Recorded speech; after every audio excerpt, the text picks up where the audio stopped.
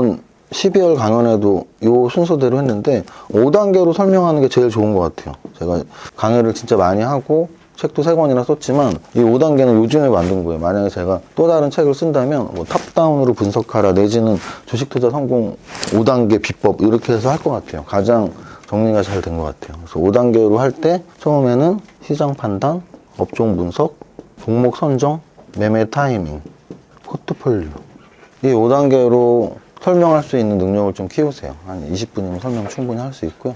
사실은 주식 투자자의 한 절반 정도는 그 종목을 선정해서 사는 거, 파는 거, 딱 여기를 하고 있어요. 근데 여기를 하는 것도 계속 말씀드리지만 종목 선정은 본인이 하는 분들이 별로 없어요. 그냥 누가 살아서 하는 거예요. 언제 사야 될지, 언제 팔아야 될지도 몰라서 이 두 개만 하면서도 이 두 개를 잘 못하는 거죠. 그리고 심지어는 요 위나 요 아래는 아예 생각도 한 번도 안 해보신 분들이 대다수라고 생각하시면 돼요. 그러면은 시장 판단은 뭐 그런 경제 뉴스나 리포트를 보면서 할 수 있어요.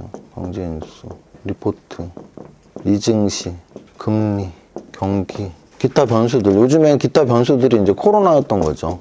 최근 몇 년, 2년 동안 이 가장 큰 기타 변수가 코로나였던 거고, 최근에도 뭐 오미크론 때문에 장이 좋네, 안 좋네, 어제 미국 증시가 오른 건 오미크론이 별게 아니다 그래서 올랐고, 또 며칠 전에 떨어졌던 거 오미크론이 심각하다 그래서 떨어지고, 뭐 이런 식이에요. 그러니까 이제 이런 거를 모르는 분들은 도대체 내 종목이 내가 10개를 갖고 있는데 10개가 오늘 왜 다 떨어졌지? 재수 들을 게 없네 이러는데 10개만 떨어진 게 아니고 막 전 종목이 떨어지는 날인 거죠. 그래서 시장이 전체적으로 같이 움직이는지, 특히나 글로벌 경제 시기이기 때문이에요. 그래서 뭐 제가 주식을 시작했던 20년 전 그때가 이제 막 시작이었던 것 같아요. 그러니까 무슨 뜻이냐면 그 이전에는 막 예전에 제시 리버모 책이나 이런 오래된 거의 뭐 100년 가깝게 된 예전 책들, 고전의 주식 책들 보면 뭐 전보치고 이런 얘기가 나와요. 뭐 유럽에서 2차 세계대전이 일어나서 전보가 와서 어쩌고 저쩌고 뭐 이런 얘기들이 나와요. 그 당시만 해도 그렇게 서로 소식을 접했던 거죠. 근데 요즘에는 그렇지 않잖아요. 인터넷만 딱 열면 실시간으로 미국이 지금 어떻고 우리나라가 어떻고 전 세계를 동시에 볼 수 있죠. 그래서 굉장히 하나의 경제권이 된 거예요. 그래서 미국이 금리를 인상하는지가 우리나라 금리 인상하는지보다 더 중요한 시기가 된 거죠.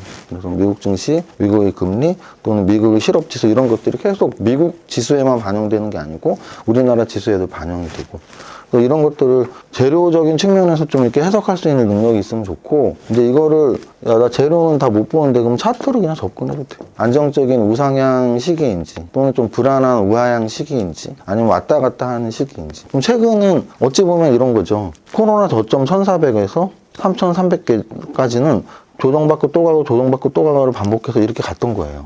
그럼 이거는 완연한 상승장이죠. 완연한 상승장. 지지선을 바꿔서 계속 갔기 때문에 이게 이제 작년 3월이었고 이게 올해 6월이었어요. 그러면 1년 3개월 정도 그냥 상승장 이러면 돼요. 그럼 이 상승장 시기에서는 시장 판단은 상승장이라고 했으면 무조건 수익이 나는 거예요. 아주 크게. 근데 이제 상담하시러 오신 분들 중에 요 시기에 인버스 들어가서 망했어요. 아니면 요 시기에 팔았다가 다시 싸게 사고 싶었는데 싸게 못 샀어요. 이런 분들이 많은 거죠. 그 이유는 상승장이라는 판단을 못했기 때문인 거예요. 뭐 상승장이라는 믿음을 갖고 하시면 돼요. 그래서 제가 작년에 뭐 파리로 김 작가 우리 유튜브 어디에서도 여름, 가을, 겨울 계속 야 상승장인데라는 말 계속 했었고요. 그러면 3,300을 6월에 찍은 다음에 지금 현재 위치는 12월이죠. 그럼 12월 6개월 동안 어디에 와 있냐면 3,000에 와 있어요. 3,000. 그럼 이거를 뭐 완연한 하락장이라고 할 수는 없어요. 근데 하락장일 가능성이 높네라고 보시면 돼요. 높네. 만약에 이게 내년에도 3,000을 회복하지 못하고 2,800, 2,500 이렇게 가면 이게 하락장인 거거든요. 그래서 현재는 아직 완연한 하락장이라고 할 수는 없는 건 뭐 미친 듯이 또 3,000에서 3,300으로 올라갈 수도 있거든요. 하락장이라고 할 수는 없지만 적어도 상승장은 아니다. 비추세 정도로만 볼 수밖에 없어요, 지금. 3층 이상 올라가면 정고점까지 가락률이 높아져야 되는데 좀 힘이 없어지면 또 고점에서 또 얻어맞고를 반복하는 거죠. 그래서 지금 요게 이렇게 있다라고 보시면 돼요. 시장 판단은 이 정도. 그래서 지금 장은 좋은 장이니 그냥 좋은 장은 아니야. 실제로 여름부터 지금까지 돈 번 사람은 없으니까 별로. 좋은 장은 요때였다. 그때도 강연할 때 말했지만 그 두 가지예요. 그러면 좋은 장 아니면 뭐 다 도망가고 안 해야 돼? 그렇지도 않아. 어차피 우리는 아무도 바닥을 잘 못 잡기 때문에 하락장에서도 계속 이겨내야 돼. 이런 말씀을 드리고, 그리고 대바닥이 언제인지 모르기 때문에 좀 현금 비중이나 위험성을 낮추면서 매매를 하다가 찬스가 왔을 때 다시 수익을 내는 방법밖에 없어요. 워렌 버핏도 그랬고 주식 투자 성공한 누구나 그랬어요. 그래서 이렇게 주식 시장은 결국은 우상향을 한단 말이에요. 이렇게 계속 이렇게 가니까 내가 여기에서 2배를 벌었으면 여기에서 한 20, 30% 까지는 거 가공하면 돼요. 그럼 1억이 2억 되고 1억 5천 되고 3억 되고 2억 되고 4억 되고 3억 되고 6억 되고 이걸 반복해서 10억 100억이 되는 거예요. 근데 이제 이 하락장을 나 힘들어 스트레스 받으면 다 떠나죠. 그래서 상담 오신 분들 중에 그런 분들이 되게 많아요. 나이 아주 많으신 분들은 내가 IMF 때까지 주식했어 뭐 이런 분들. 한 40대 중반까지는 내가 글로벌 금융위기 때 다 팔고 안 했는데 뭐 이런 분들이 많아요. 요즘 그런 거 있잖아요. 야, 요즘 주식 안 하면 뭐 바보라고 해서 억지로 하고 있어야 하잖아. 근데 그게 요즘만 얘기 아니라니까. 이건 진짜 제가 상담하면서 다 한 거 얘기하는 거예요. 나이가 좀 지긋하신 분인데 80년대 87, 88 요때가 언제였냐 올림픽이 있었던 때죠. 이거는 지금 작년에 바닥 대비 1400 대비 한 2배가 오른 거지 전년 종가 대비는 정확히 써있죠. 30%라고 써있죠. 대단한 장도 아니에요. 예를 들어 글로벌 금융위기 때 그 다음에 50% 그 다음에 20%에서 한 7, 80% 오른 거죠. 근데 보세요. 올림픽을 앞두고 86년에 66%, 87년에 92%, 88년에 72%. 그럼 이게 지수가 몇부터 올랐냐면 161부터 1000포인트까지. 그럼 지수가 7배가 올랐단 말이에요. 지수가 7배가 올랐다는 얘기는 웬만한 종목들은 몇 배가 올랐냐면 20배, 30배가 올랐단 말이에요. 그러면 이 당시에는 어떤 얘기도 있었겠어요? 주식 안 하면 바보네. 저는 이 당시 책들도 있단 말이에요. 이 당시 책에 뭐라고 써있냐면 농사 짓던 사람들이 장화 신고 갔고 애기 엄마들이 애 업고 양손에 갖고 애 셋을 데리고 주식 객장에 가죠. 왜냐면 그때는 객장 가서 주문을 냈기 때문에 농사 짓는 사람들이 장화를 신고 애 셋 있는 아줌마들이 애 업고 안고 가서 객장에서 주문을 냈다라는 그 풍경들이 책에 곳곳에 있어요. 이런 시기가 있었다고요. 그러니까 이게 이렇게 반복되는 거죠. 제가 말씀드리는 건 89년도에 주식 그만두고 안 했어요. 이게 IMF예요. IMF 때 주식 그만두고 안 했어요. 이게 밀레니엄 파동 때 주식 그만두고 안 했어요. 금융위기 때 주식 그만두고 안 했어요. 코로나 때 주식 그만두고 안 했어요. 라고 말하면 안 된다는 얘기예요. 계속 하고 있어야 돼. 하고 있어야 되는데 여기서 내가 재산이 10배가 났어. 10배 났다가 반토막하면 나면 어때? 1억이 10억 됐다가 5억 되면 어때? 여기서 다시 5억이 20억 됐을 텐데 또 20억이 10억 되면 어때? 또 10억이 30억 됐을 텐데. 그래서 주식시장에서 살아남는 게 중요하다는 말씀을 드리는 거예요. 주식을 안 하면 바보라는 말은 88년도 상승 또는 금융위기 이후의 상승 또는 코로나 이후의 상승 요때만이 아니고 평생이에요. 그냥 안 하면 바보지. 특히 은행의 금리가 1%밖에 안 되는데 해야 되는데 자꾸 하락장 때 이제 스트레스 받고 걱정되는 거죠. 그냥 은행에 넣어놓으면 원금이라도 있을 텐데. 자기 위험 리스크 성향을 파악을 잘 해야 돼요. 나는 위험이 진짜 죽기보다 싫다. 그럼 주식하면 안 되죠. 왜냐면 주식하다 죽을 수도 있으니까. 그래서 내가 죽기보다 싫어하는 게 위험이 아니라면 하면 돼. 주식은 해야 된다. 차트로 시장 판단을 할 줄 알아야 된다. 지금 차트 볼 줄 아니까 바로 볼 수 있잖아. 87, 88년도에 지수가 미쳤었구나. 150에서 1000포인트까지 미쳤었구나. 그 당시에 주식을 했던 사람들은 대부분이 공 하나에서 공 2개까지 붙였다니까. 그게 다 실화예요. 살아있는 실화들. 그러니까 제가 왜 IMF 직후에 막 3년 만에 100억 벌었다는 말을 지금 사람들 이해를 못해. 그때가 290에서 1000 갈 때요. 지수가 3배 가면은 종목들은 10배, 20배짜리가 수두룩해져. 그런 찬스들이 온단 말이에요. 요즘에 코로나 바닥부터 지금까지 10배거 종목들이 많이 나왔단 말이에요. 근데 지금은 10배거지. 예전에는 50배거짜리가 나왔어. 50배거짜리가. 그 다음 이제 업종 분석을 해야 되는데 업종 분석을 역시 이런 것들을 하면 돼요. 똑같아. 업종 분석도 경제 뉴스도 보고 리포트도 보고 미국 증시에서 어떤 업종들이 잘 가는지도 보고 특히 저는 요게 굉장히 중요하다고 봐요. 그러니까 제가 좀 약간 원데이터를 중요하게 생각하는데 이게 어떻게 보면 가장 빠른 원데이터일 수도 있어요. 미국 증시에서 어떤 업종이 상승하는지. 제가 예전에 이제 주식 처음 했던 그 시기에 인터넷 닷컴 버블이 있었던 시기에 야후, 구글 막 이런 애들 올라갔었단 말이에요. 근데 우리나라에서도 새로운 기술이 막 같이 올라갔었고 최근에 뭐 로블록스가 올라간다고 하니까 우리나라도 메타가 같이 움직이고 뭐 테슬라가 움직이니까 우리나라 전기차가 움직이고 이런 식으로 미국에서의 대장주들이 나왔을 때 우리나라의 관련주들이 움직이는 경우가 많아요. 애플이 잘 나갔을 때 애플 관련주들, 스마트폰 부품주들이 같이 움직이고 이런 식으로. 그래서 업종 분석할 때 내가 미국 증시에서 적어도 시가총액 큰 종목들의 움직임을 알면 남들보다 좀 더 빨리 접근할 수 있고요.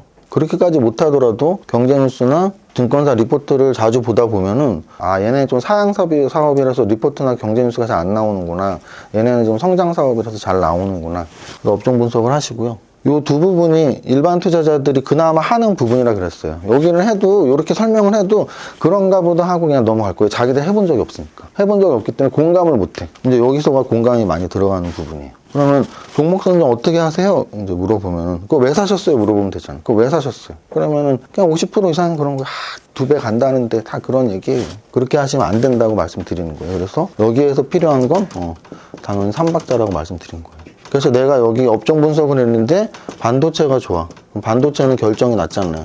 이 반도체 줄을 쫙 정렬을 어디에서든지 할 수 있어. 뭐 네이버에서 반도체를 하면 테마주 나오고 아니면 HTS에서 반도체 하면 다 나와요. 그러면 그 관련 업종들에 여기서 100종목이 있다고 쳐봐. 반도체는 종목이 많으니까 100종목이지 다른 것들은 한 30종목이. 그럼 그 30종목에서 무엇을 살지 거기에 이제 3박자가 들어가는 거예요. 그래서 재무제표도 보고 차트도 보고 정보도 보고 해서 세 가지가 다 골고루 어우러지는 종목들을 사면 돼요. 그래서 세 가지 중에 하나가 빠지면 조금 이제 부족한 종목이 되는 거죠. 특히 재무제표가 빠지면 안 돼. 왜냐면 재무제표에서 일단 기본적으로 이 종목의 위험도를 걸러낼 수 있거든요. 그래서 재무제표를 딱 봤는데 자본 잠식 기업이나 적자 지속 기업은 웬만하면 사지 마세요. 기술성장 기업이라는 예외를 빼고는 웬만하면 사지 마. 아니면 만약에 사더라도 일주일 한 달 안에 무조건 팔아야 돼요. 그거를 만약 6개월 1년 갖고 있으면 거의 80% 이상의 확률로 관리 종목, 감자, 상장 폐지 단계를 1, 2년 안에 거쳐요. 그래서 자본 잠식, 적자 지속 기업은 사지 마시고요. 차트는 늘 말씀드리지만 정배열 종목이 더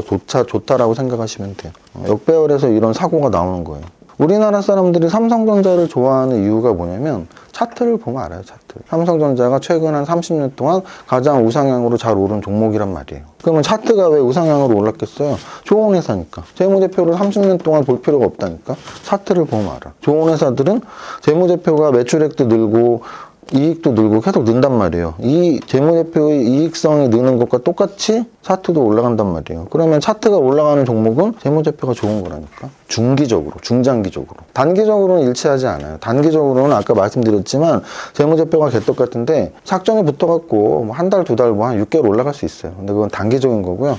1년, 2년, 3년, 10년 올라가기 위해선 무조건 재무제표가 수반돼야 돼. 그래서 대형주 중에서 뭐 조선주나 이런 거는 재무제표가 좋지 않아요. 그러니까 조선주의 차트를 보면 다 그냥 우하향해서 그냥 바닥에서 기고 있어. 근데 삼성전자뿐 아니라 예를 들어 LG생활건강 이런 것들은 한 10년, 15년 동안 매년 올랐어요. 그 이유는 좋기 때문이에요. 좋기 때문에.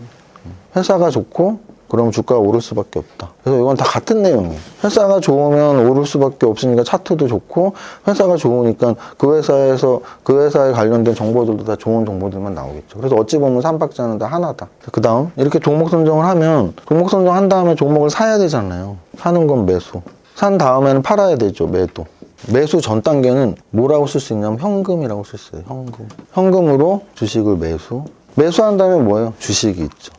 주식을 매도하면 다시 현금이 돼요. 이것 때문에 매수보다 매도가 어렵다고 하는 거예요. 왜냐면 매수하기 전에 내 계좌에는 현금이 있어요. 그러면 내가 오늘 매수를 하던 안 하던 그 현금은 그대로 있어요. 한 달 있다가도 그 현금은 그대로 있어요. 그러니까 약간의 아쉬움만 있겠죠. 뭐가 아쉬워요? 살려고 했던 것들. 살려고 했다 안 산 것들. 내가 1억이 있는데 1억으로 뭐 누가 좋다 그래서 몰빵 칠까 말까 하다 안 했어. 근데 그게 2배가 갔네. 약간 속쓰리고 배는 아프죠. 샀으면 2억이 됐을 텐데. 하지만 많이 아프진 않아요. 조금 아파. 그냥 조금 아프지도 않아. 그냥 약간의 아쉬움. 그거 샀었어야 되는데 라는 아쉬움. 잠이 안 오고 그러지 않는다니까. 왜냐하면 나는 그냥 1억이라는 돈은 그대로 있기 때문이야. 근데 요거로 이제 주식을 샀죠. 그럼 주식이 1억이 있어요. 이 주식의 1억은 오늘 밤에도 1억, 한 달 후에도 1억, 매일매일 1억이니까 그렇지 않아요. 이 1억은 거의 바운더리가 2억에서 5천을 왔다 갔다 해요. 요즘 같은 변동성이 큰 장에서는 2배도 갔다가 반토막도 갔다가 왔다 갔다 한단 말이에요. 그러면 내가 매수를 안 했을 때는 아쉽다 정도인데 매도를 안 했을 때는 진짜 죽고 싶어요. 진짜. 그래서 내 돈 1억이 2억까지 가면은 더 올라가나 했는데 다시 안 팔아서 1억이 되면 어떡하지 했는데 다시 5천이 되면 죽고 싶고 막 이런 게 왔다 갔다 하는 거예요. 매일매일 왔다 갔다 할 수밖에 없죠. 왜? 계좌 한액은 매일 바뀌니까. 근데 이 금액으로 생각하지 않고 주식수로 생각하면 사실 마음이 편하죠. 주식수는 그대로거든. 근데 우리가 차를 사거나 명품을 살 때 주식을 갖다 주고 사는 건 아니거든. 돈으로 사야 된단 말이야. 돈을 바꿔야 된단 말이야. 바꾸려면 1억이 2억이 됐다 5천이 됐다 왔다 갔다 했으니까 이 매도 타이밍이 이제 미쳐버리는 거죠. 어쨌든 매도를 다시 하면 현금이 되고. 그래서 제가 매수와 매도 중에 어려운 게 매도라고 말하는 게 두 가지 근거예요. 하나는 주식을 갖고 있는 보유 상태 자체가 사람을 굉장히 심리적으로 이게 끝까지 밀어붙이는 거죠. 너 이거 팔을 거야 안 팔을 거야 너 잘 생각해. 현금을 갖고 있을 때 너 이거 살 거야 안 살 거야 잘 생각해 해서 대부분은 크게 고민하지 않아요. 뭐 그냥 사든지 아니면 안 사든지. 안 사고서 그 주가 안 보면 그만이거든. 내가 누군가한테 들은 거를 확인하지 않고선 그걸 사실을 아쉬워할 수도 없어. 그 종목을 나중에 확인을 해봐야지 아쉽지, 확인하지 않으면 내 계좌에 돈이 있거든. 그 주식은 나랑 아무 상관없는 거야. 근데 주식을 산 이후에는 그 주식은 내 계좌에 탁 남아있단 말이야. 내 계좌만 열기만 하면 마이너스 20% 30%가 찍혀있는 그 종목이 계속 보이죠. 아, 그 올라갔을 때 팔았으면 풀었는데 뭐 이러고 매일 그것만 한탄하는 거예요. 그래서 이게 현금을 주식을 사는 단계랑 주식을 현금으로 바꾸는 단계는 완전히 다르다. 그리고 또 하나는 제가 또 늘 말씀드리지만 매수는 종목 선정한 이후에 바로 시작하는 거예요. 종목을 선정했으니까 매수를 하겠죠. 근데 종목 선정한다는 얘기는 그 종목의 주가가 당연히 반영이 되어 있는 상태에서 결과값을 낸 거란 말이에요. 그 회사의 주가를 보지도 않고 종목 선정하는 사람이 어디 있어? 차트에도 그 회사의 현재 주가가 나와 있고 재무제표를 보더라도 평균표가 나와 있고 현재의 주가가 다 반영된 거거든요. 그러면 당연히 좋네? 좋네는 지금 좋다는 뜻이야. 그럼 사면 되는데 뭐. 근데 매도는 내가 결국 다시 판단을 해야 되잖아요. 언제 매도를 할지. 그래서 매수보다 매도가 어려운 거다라고 생각하시면 되고, 이거를 이따가 포트폴리오에서도 결국은 그 포트폴리오의 위험을 낮추기 위한 분산 효과를 누리기 위해서라는 게 결국 이론적인 이야기고 실전적인 이야기인데, 마찬가지로 이 매매도 그러면 위험을 낮출 수 있는 방법이 있냐 없냐? 당연히 있죠. 결국 그게 이제 분할 매매인 거죠. 내가 1억을 사고 싶은데 이게 지금 샀다가 떨어지면 어떡하지? 이런 걱정도 있고 그러면은 3분의 1씩 5분의 1씩 또는 10분의 1씩 사면 돼요. 산 다음에 이거 올라가는데 더 올라가면 어떡하지? 3분의 1씩 5분의 1씩 10분의 1씩 팔면 돼. 여러분들 주변 지인 중에 만약에 이 주식 내가 샀는데 올랐어 어떻게 하면 좋지? 이런 상담 전화를 만약에 받으면 반만 팔아. 그럼 돼. 반만 팔아. 가장 확실한 정답. 저는 실제 그렇게 늘 대답한다니까. 누군가가 전화 와서 야, 나 이 종목 30% 올랐는데 어떻게 반만 팔아. 그거만큼 정답은 없단 말이죠. 왜? 분할 매매잖아요. 일단 남았을 때 반 팔고 그러면은 떨어지더라도 잘 팔았네 생각할 거 아니에요. 근데 올라도 욕하지 않아. 왜? 나머지 반이 남아있으니까. 자기 돈 벌면 기분 좋단 말이야. 사람들이 욱할 땐 돈을 잃었을 때야. 돈을 벌면 뭐든지 좋게 해석을 해요. 내가 지금 50%를 벌었어. 반만 팔아는 충고가 왜 좋냐면 반을 팔았어. 떨어지면 굉장히 고마워요. 반 잘 팔았다. 지는 원래 팔 생각도 없었거든. 근데 만약에 올랐어? 올라도 굉장히 고마워요. 걔가 다 팔지 말고 반만 팔아도 반이 남아있네. 기분이 좋은 상태이기 때문이에요. 만약에 떨어진 걸 상담하면 어떡해요? 해요? 절대 반만 팔라는 소리 하면 안 돼요. 네가 알아서 해. 네가 알아서 해.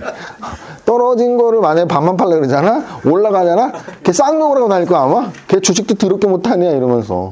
왜냐? 내가 말했잖아요. 기분이 안 좋은 상태는 욕하고 다닌다니까? 근데 지금 자기는 반토막이 났어. 반토막이 난 걸 팔으라 그래? 근데 그게 2배 올라가면 어떡할 건데? 내가 책임질 것도 아니고. 그래서 떨어진 거 손들면 그냥 알아서 해. 그럴 수밖에 없어요. 근데 이제 돌려서 말은 할 수 있죠.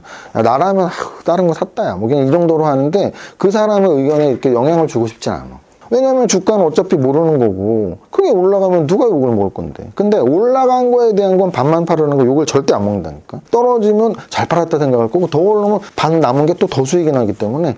그래서 어찌 보면 원칙적으로는 사실 분할 매도가 맞아요. 원칙적으로 분할 매도가 맞아요. 사람 마음을 편하게 해줘. 근데 사실은 저는 떨어졌을 때 조언을 그렇게 하지만 내 거 같은 경우는 사실은 저는 분할도 잘 안 해요. 그냥 내가 매매 타이밍 딱 봐서 그냥 매수하자 매도하자 하는데 하여간 초보적인 원론적인 내용은 그렇다는 얘기예요. 분할이 가장 중요한 거다. 왜냐하면 위험을 낮출 수 있으니까. 그 사람의 심리를 안전하게 할 수 있어요. 그러면 매매 타이밍에서 그런 위험을 낮추는 요인으로 우리가 해석했을 때 포트폴리오가 위험을 낮추는 효과는 매매 타이밍보다 거의 5배, 10배가 크다는 얘기죠. 포트폴리오에서 위험을 낮추는 게 훨씬 커요. 그러니까 저는 포트폴리오로 위험을 낮추기 때문에 매매 타이밍을 그렇게 신경 쓰진 않는 거예요. 왜냐하면 포트폴리오에서 이미 분산 효과가 다 이루어지기 때문에. 생각해보세요. 아까 여기 1억이라 그랬잖아요. 1억을 언제 매수하느냐를 한 방에 매수하는 것보다 당연히 5분의 1씩, 2천씩 사는 게 낫겠죠. 나는 전 재산이 1억인데 한 종목을 살 때 2천씩 사는 게 낫다는 얘기예요. 팔 때도 마찬가지고. 근데 포트폴리오 분산까지 집어넣었어. 그럼 이 1억을 한 종목 사나? 아니잖아. 10종목 살 거 아니야. 1,000만 원씩. 1,000만 원 한 방에 사면 어때? 여긴 지금 1억이니까 5분의 1 사라고 그러는 건데, 또는 10분의 1 사라고 그러는 건데, 이미 10종목으로 분산을 할 거야, 나는. 굳이 10종목 분산해서 또 10분의 1하면 뭐 1억을 1,000만 원씩 10개 살 건데 1,000만 원을 10분의 1씩은 뭐 100만 원씩 10번 사면 뭐 맨날 샀다 팔았다만 할 건가? 그것도 아니란 말이에요. 그래서 이 분할 매매는 사실 이 분산 투자랑 엮여 있어요. 엮여 있고 그 위험을 낮추는 효과이기 때문에 이것도 위험을 낮추는 효과, 이것도 위험을 낮추는 효과 똑같이 우리가 이해하면 돼요. 자, 그 다음. 그러니까 여기까지 하면 사람들은 요 두 개에서는 별로 재미없을 수가 있어. 자기가 안 해본 거니까. 안 해봤고 앞으로도 안 할 확률이 높아요. 그게 쉬우면 아무나 다 하게. 그래서 이건 그냥 듣고 넘어갈 거야. 아우, 세무사님은 똑똑해서 하나보다 그러고 넘어갈 거야. 근데 요 두 개는 자기들이 하고 있는 거란 말이야. 근데 잘 못하고 있는 거죠. 잘 못하고 있어. 삼박자로 하지 않고 이렇게 다 보지 않아. 그럼 이제 공부하라고 하면 되잖아요. 그래서 아까 제가 말씀드렸죠. 우리 회사 신문 광고 이미지가 공부하세요. 공부하세요. 공부 안 하고서 자꾸 수익 내려고 그래. 공부하라고 그러는 거죠. 공부하라고. 공부를 해야 됩니다. 삼박자 책도 읽고 유튜브도 읽고 안 하시니까 안 돼요. 그리고 매매 타이밍도 잘 잡으세요. 그래서 분할 매매도 하시고 이렇게 좀 잘 잡으셔야 돼요. 근데 이제 요 두 가지를 재밌게 듣잖아요. 요거는 별로 재미없어. 근데 요거는 들으시면서 아마 자기가 지금 안 하고 있는 건데 확 와닿는단 말이에요. 그래서 요거에서 핵심이에요. 포트폴리오. 그리고 또 하나는 보통 분들이 우리가 상담을 즉석에서 하잖아요. 즉석. 뭐 이렇게 뭐 하루 종일 24시간 아니면 3일을 지켜보는 게 아니잖아요. 지켜보면 종목 선정을 어떻게 하는지 아니면 뭘 사고 파는지를 즉석에서 코칭을 할 수 있잖아요. 멘토링 서비스. 근데 우리는 그렇지 않단 말이에요. 그냥 결과값으로 갖고 온 걸 보잖아요. 그 결과값이 뭐예요? 이 고객이 뭐예요? 이거라고. 다 갖고 오지 않나요? 막 저 이거 종목 봐주세요. 안 적어온 분들은 심지어 핸드폰으로 보여주시던데. 제가 일주일에 한 2번 상담하는 거 보면 꼼꼼하신 분들은 엑셀 파일로 정리해서 갖고 오시고 안 꼼꼼하신 분들은 제가 포트폴리오 갖고 오셨어요. 그럼 저 핸드폰으로 보여주세요. 결국은 우리가 할 수 있는 건 이거라니까. 매매 타이밍은 그냥 말뿐이야. 내가 즉석에서 야 너 빨리 10분의 1씩 사 이렇게 못한다니까. 지가 알아서 하는 거야. 이건 다 지가 알아서 하는 건데 요거는 내가 현장에서 바로 지적을 할 수 있다는 거죠. 그래서 포트폴리오 분석이 사실 굉장히 중요하고 실제 제가 이 5단계에서 그냥 제일 중요하다고 생각하는 거예요. 포트폴리오도 제가 첫 시간 아마 우리 수업 첫 시간에 말했을 거예요. 고객의 포트폴리오를 봤을 때 체크를 해야 되는 기준들. 그리고 이 포트폴리오를 봐주는 걸 우리는 저런 거랑 연관 지어서도 좋아요. 건강검진 같은 거죠. 우리가 건강검진을 받는 이유가 사전에 내 병을 알아내기 위한 거잖아요. 사전에 병을 알아내서 치료를 하기 위한 거잖아요. 근데 건강검진을 안 받으면 사전에 병을 알지 못하고 그러면 이 치료가 굉장히 심각해진 상황에서 받으면 이제 막 생명까지 유독해 줄 수 있잖아요. 그래서 우리 건강검진을 받는 건데 저는 고객들이 포트폴리오를 딱 봤을 때 그런 생각을 해요. 내가 의사가 된 마음일 때가 있어요. 왜냐면 첫 번째는 넘버라니까. 진짜로 한 종목, 100종목. 이거는 계좌가 아주 병든 상태인 거예요. 아주 병든 상태. 아주 위험한 상태. 제일 위험한 상태는 이거예요, 이거. 이게 제일 위험한 상태. 이 종목을 왜 샀는지는 중요하지 않아. 이게 삼성전자가 됐던 500억짜리 무슨 관리 종목이 됐던 중요하지 않아요. 그냥 한 종목 산 거 자체가 아주 병든 계좌예요. 아무것도 모르는 거. 포트폴리오 이론이나 아무것도 모르는 상태. 그냥 약간 저런 거죠. 물론 고액자산가들은 다를 수 있지만 적당한 돈이 있는 분들이 은행에 예치할 때 예를 들어 내가 1억이 있어. 은행에 넣을 돈이. 근데 은행 10군데에다 1,000만 원씩 넣나요? 그런 분들 아마 없을걸? 없을 거예요. 저는 예전에 있었습니다. 실제로 제가 돈을 많이 벌고 캐나다로 이제 갈 때 우리나라의 돈은 그때가 IMF 직후였단 말이에요. IMF가 97, 98년에 은행이 망했어. 증권사도 망하고 실제로. 근데 내가 돈을 그 이후에 쫙 벌어서 한 2002년도 여름에 캐나다를 갔는데 캐나다 가기 전에 이제 돈이 많았단 말이에요. 그 많은 돈을 한 군데다 넣을 수가 없는 거야. 망하면 어떡해. 근데 그때 금융자 보호법 5천만 원 그게 아직도 아마 5천만 원일 텐데 그때부터 생긴 거예요. IMF 이후에 생긴 거야. 5천만 원까지는 나라에서 원금 보장을 해줬거든요. 모든 금융기관에 깔아버렸지 다. 망할까 봐. 그래서 우리가 은행에 1억을 예치할 때 1,000만 원씩 10군데 안 예치하는 이유는 은행이 안 망한다라는 거의 확신이 있기 때문이에요. 근데 이 한 종목을 안 망한다라는 확신이 있어서 살 수 있어요. 실제로. 한국전력이 망하겠어요? 난 우리나라에서 제일 안 망할 회사는 한국전력이라고 생각해. 왜? 아니 독점 전력 공급 기업이고 나라가 대주주인데 왜 망해? 망하긴. 전쟁이 나도 안 망할걸? 근데 중요한 건 이거예요. 안 망하면 뭐 할 건데. 손실은 똑같이 나는데 망한다는 건 제로가 되는 건데 회사가 제로가 됐을 때만 내가 손해가 나는 게 아니란 말이에요. 내가 10,000원에 샀는데 주가가 5,000원이 되면 손해가 나는 거예요. 안 망하는 것과 손해가 안 나는 건 다른 얘기예요. 그래서 내가 삼성전자 한 종목도 위험하다고 말하는 게 그거예요. 삼성전자 안 망해요. 우리나라 1등 기업이 망하면 우리나라도 망하고 다 굶어 죽겠지. 안 망해. 근데 시기에 따라서 삼성전자 과거 데이터를 보면 3년 동안 주가가 못 오르고 심지어 깊은 조정이 왔을 땐 반토막 조정까지 나온단 말이에요. 그런데 어떻게 내 전 재산을 이 한 종목에 맡기냐고. 그 얘기예요. 아주 병든 계좌야. 한 종목을 갖고 있다는 얘기. 100종목 갖고 있다는 얘기도 사실은 한 종목만큼은 아니지만 꽤 병든 계좌예요. 왜냐면 얘는 그냥 시장 수익률이에요. 시장 수익률. 우리가 은행에 10개 H하지 않는 이유는 귀찮아서잖아. 왜 그런 노력을 해? 한 군데 1억을 넣나 10군데 1,000만 원을 넣나 나한테 결과값이 똑같단 말이야. 미쳤다고 내가 통장 개설을 10개를 하고 있어? 근데 이게 지금 그거 하고 있는 거라고. 이렇게 할 거면 그냥 시장 ETF 사면 된다니까요. 코스피 200 ETF를 사면 돼요. 그냥 시장 수익률이야 이거는. 미쳤다고 이걸 하고 있어. 그 시간에 일을 열심히 해야지. 초과 수익률을 못 낸다니까요. 왜냐면 이건 시장 평균값이기 때문에. 이 주식의 움직임은 시장 평균값이에요. 그래서 한 종목은 너무나 큰 위험에 노출이 되어 있고 얘는 위험은 제로라니까. 위험은 제로인데 그럼 결국 뭐야? 위험이 제로니까 그냥 시장 수익률. 너무나 많은 종목은 위험은 없으나 수익률은 시장 수익률.